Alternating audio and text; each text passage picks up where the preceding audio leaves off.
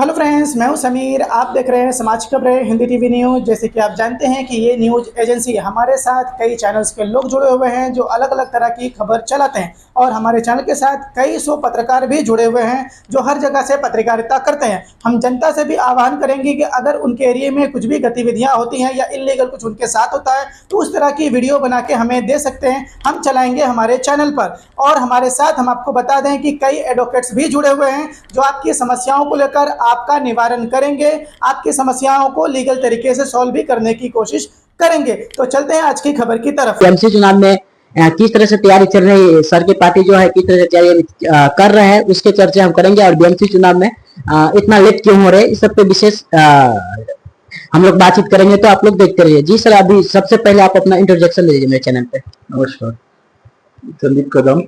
मैं मराठा क्रांति मोर्चा मुंबई से समन्वयक हूँ। मैं मराठा क्रांति मोर्चा हम से चुनाव के लिए फॉर्म भरा था योगेश्वरी विधानसभा से। तो हमारे जो दादा है मनोज जरंगे दादा, उन्होंने हमको कहा था कि आप फॉर्म भरिए, चुनाव लड़िए। लेकिन कुछ रीज़न से उन्होंने फॉर्म पीछे लेने के लिए बोला, तो हमने फॉर्म पीछे लिया था। तो उस टाइम पे हमने चुनाव नहीं लड़े थे। लेकिन अभी ये बीएमसी के चुनाव में हमको मराठा क्रांति मोर्चा मराठा का इसमें फॉर्म भरना था, लेकिन लेडीज सीट है ना? हाँ, वुमेन्स है। यहाँ पे हमारे 8 वार्ड है जोगेश्वरी विधानसभा में, वहाँ पे 7 वार्ड ये लेडीज हो गई है और एक एसटी एनटी का। तो संदीप जी, आप बहुत काफी युवा है, तो राजनीतिक रास्ता क्यों चुने? आप तो ऐसे भी समाज की सेवा कर सकते हैं। हाँ, राजनीति मतलब हम समाज सेवा तो पहले से ही बचपन से ही कर रहे हैं। जब हमको स्कूल कॉलेज में थे तब से हम मंडल के लिए काम करते थे। उस टाइम से हमारा हमारे खून में ही जैसे कि समाज सेवा जुड़ी हुई है। इसके लिए हम समाज सेवा से पॉलिटिक्स से अब ये तो हमारा बड़ा काम कर रहे हैं, जो हमारा समाज के लिए कर रहे हैं। हम जो मराठा समाज है हमारा, समाज सेवा के लिए क्या राजनीति जरूरी है?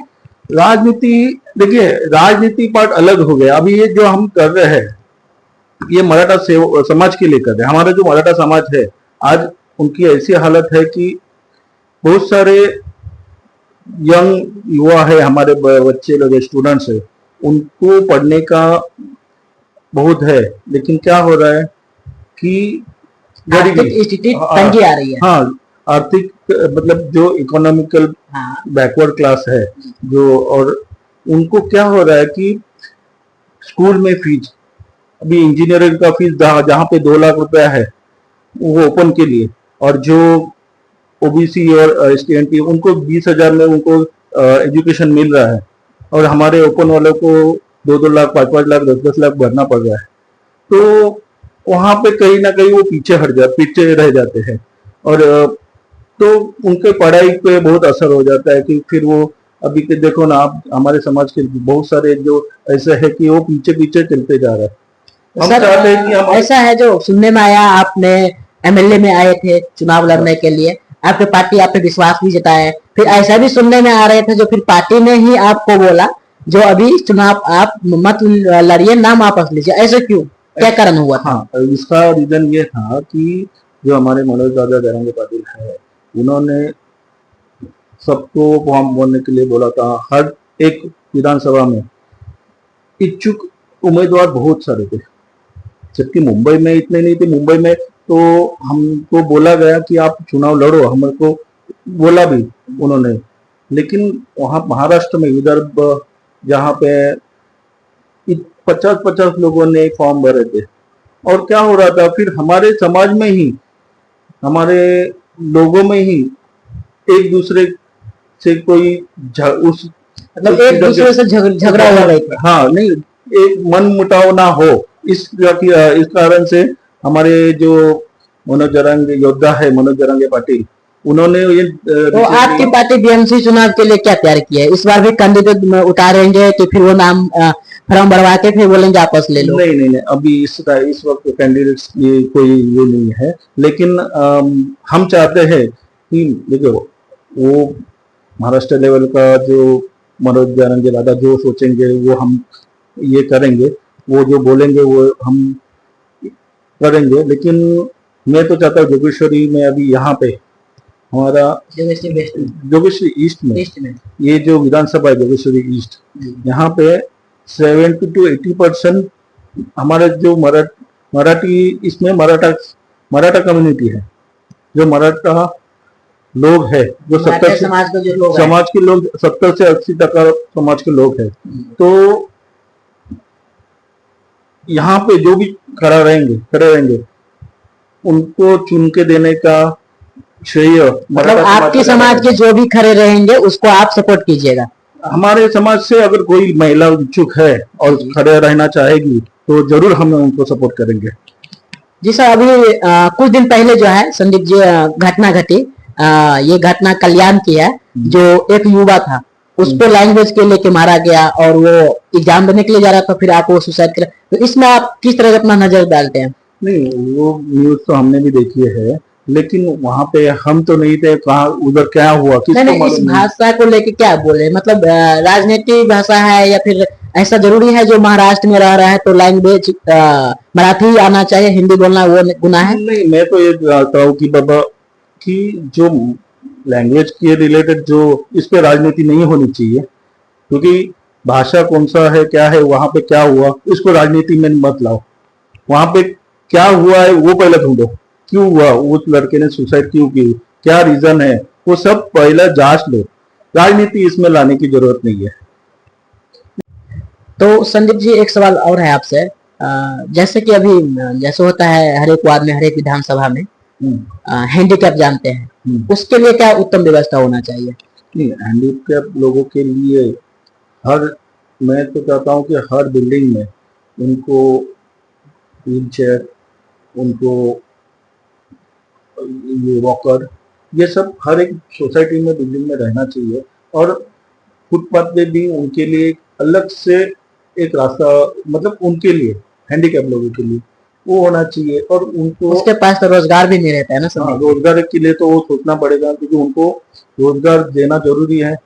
गवर्नमेंट का बहुत सारे स्कीम है, रोजगार है नहीं, वो रूम ले सकता नहीं, बिल्डिंग ले नहीं सकते, तो फिर उसके लिए कोई उत्तम व्यवस्था तो उत्तम व्यवस्था मतलब उनके लिए कोई ऐसा जो बैठ के काम कर सके, उनके जगह पे काम कर सके, ऐसा कुछ सोचना चाहिए गवर्नमेंट ने या बीएमसी में, जो भी अभी आएगा बीएमसी में, उन्होंने उनको स्टॉल देना चाहिए, या फिर जो अपाइज है उनके लिए अभी भी दे रहे हैं, ऐसा नहीं है कि दे रहे, लेकिन बहुत सारी तकलीफें आती है, जनसंख्या में है, काफी वो है। देखिए वो ऐसा होता है जो उसके पास अर्थव्यवस्था है नहीं, जो बिजली बिल भरेंगे, पानी बिल भरेंगे, बिल्डिंग बिल भरेंगे, उसके पास है नहीं, उसके बारे में कुछ तो नहीं। इसमें क्या हो रहा है कि देखो अभी बहुत सारे ऐसे लोगों ने ना झूठा सर्टिफिकेट बना के भी स्टॉल ले लिया, जो रियलिटी का है उसके बारे में मैं बात कर रहा हूँ, मैं बता रहा हूँ रियलिटी के उनके नजर के सामने आ जाते हैं। हाँ, तो उनको है ना,